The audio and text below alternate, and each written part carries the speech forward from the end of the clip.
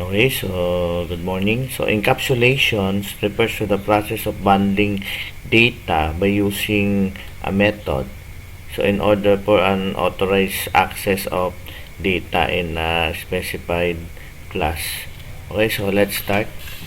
So before in an object and classes, prior to our previous discussion, in an object and class, for example, I have here class shirt. So we have a class shirt. So before, we declared our variables or private member as public. So like string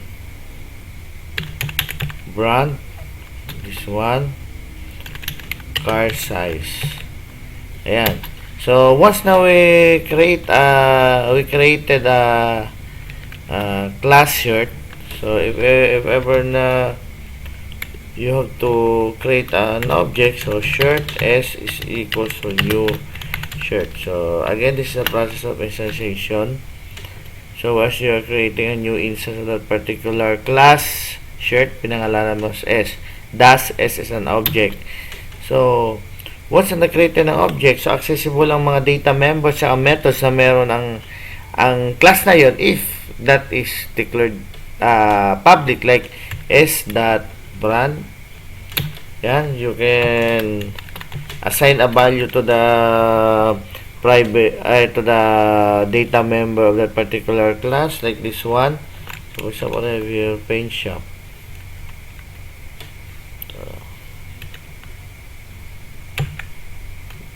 Paint shop.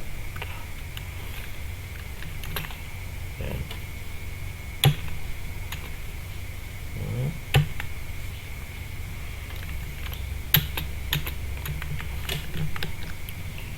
Ayan. Then I have here es dot size is equals to, for example, I have here medium. Ayan. So once na already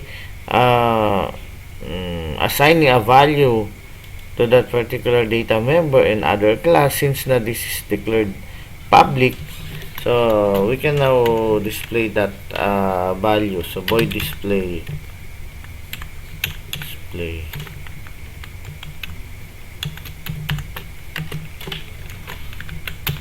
just like that. So south brand name, this dot brand south or system dot on the print line.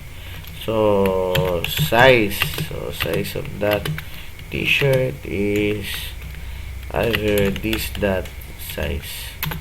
Yan, as simple as that.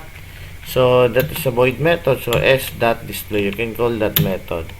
So very easy. So let's run this program.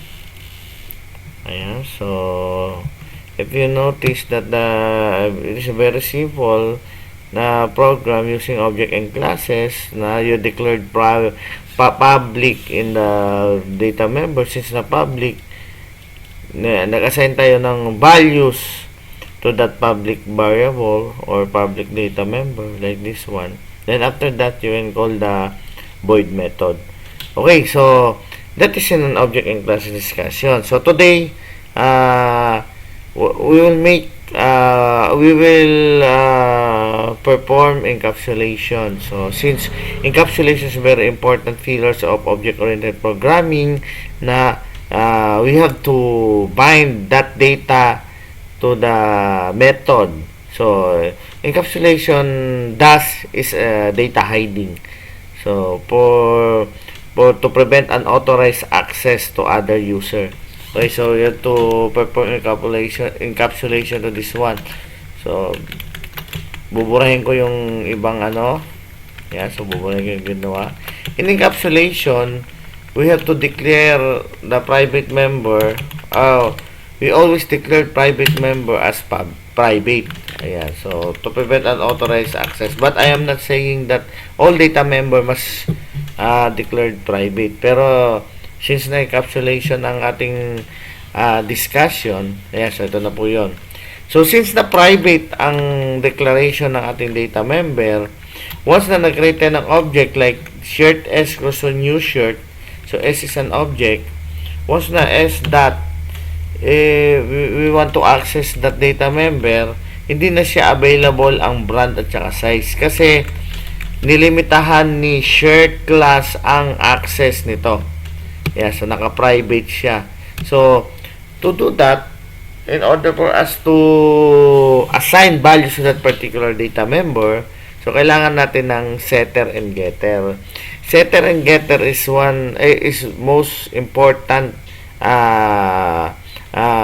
function of encapsulation. So, setter, so by the name itself, used to setting up a value to the variable. So, we have to use void method. Ang getter naman, you have to use a return a value method. You have to use a return a value method. Okay. So, setter. So, for example, void set brand. So, dito tayo magsiset ng value ng brand. Siyempre, padadaanin natin using parameter variable. So, kung yung brand na yon ay string din yun. So, string brand. So, same lang din yan. This is variable shadowing, whereas same ang pangalan ng data member or field variable as well as the parameter variable. Siyempre, if we have to assign that value to that parameter variable, so to the field member, so you have to use this keyword. So this that brand is equals to brand, something like this.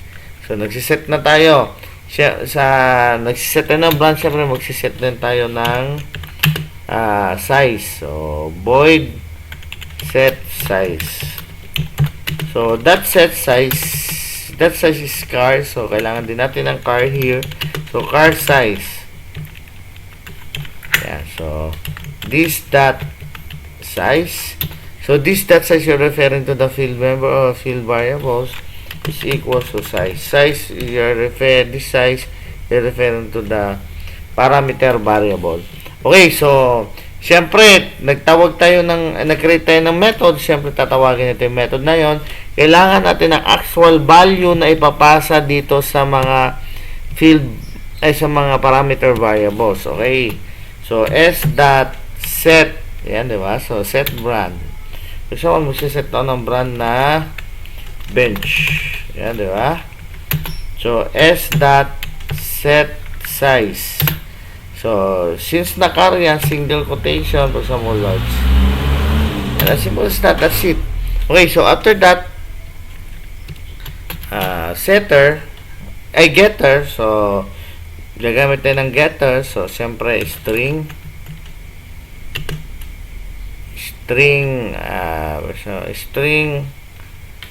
get brand. Yeah, so return a value method. So siyempre, since na may value na yung brand na sa ating field member, pwede na natin i-return. So return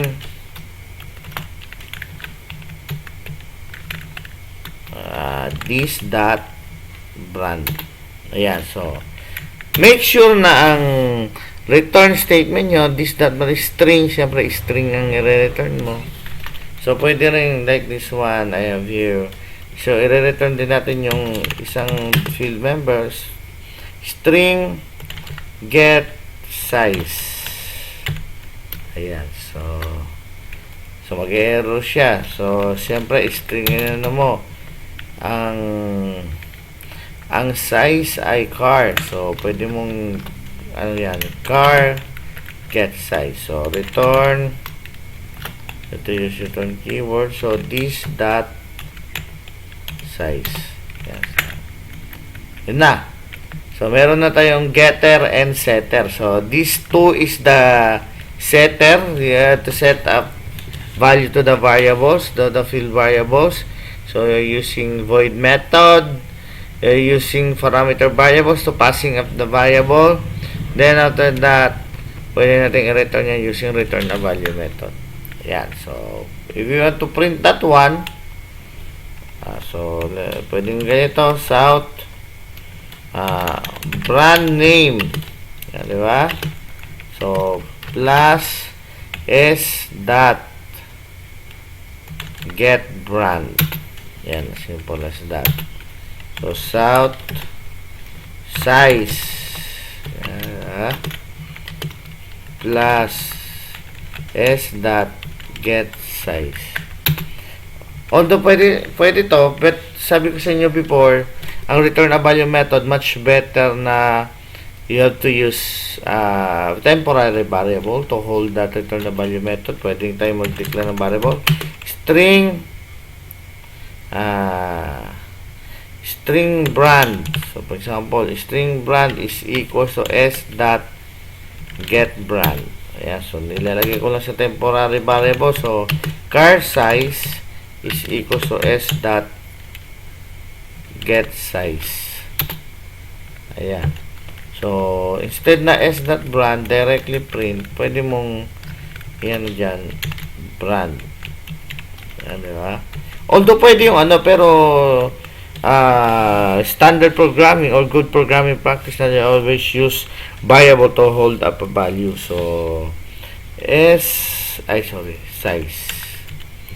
Ayan. So even to run this one, ayan. So brand name bench size L. Ayan. Simple as that. So nilagay mo siya sa temporary variable.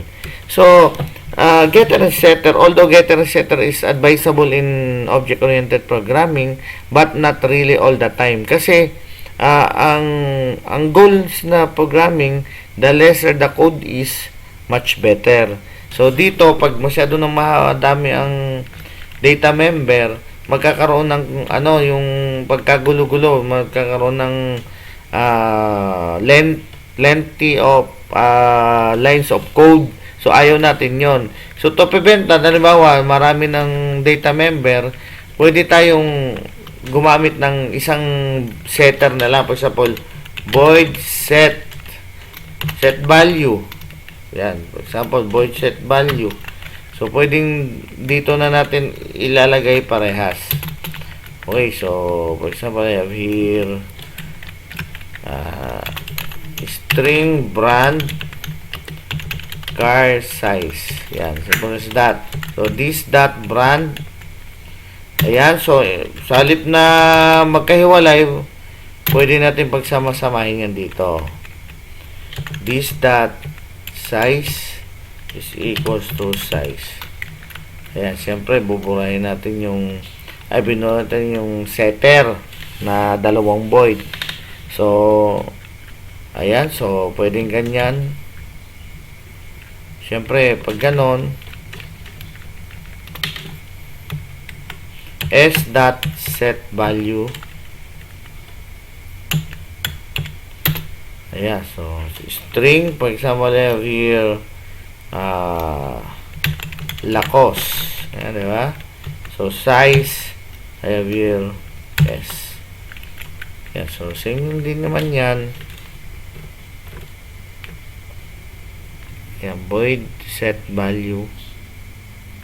Ayan, so pag nirun natin yon, same output lang din po. Ayan, so that's all about encapsulation. So I hope na naintindihan nyo po ito, and thank you.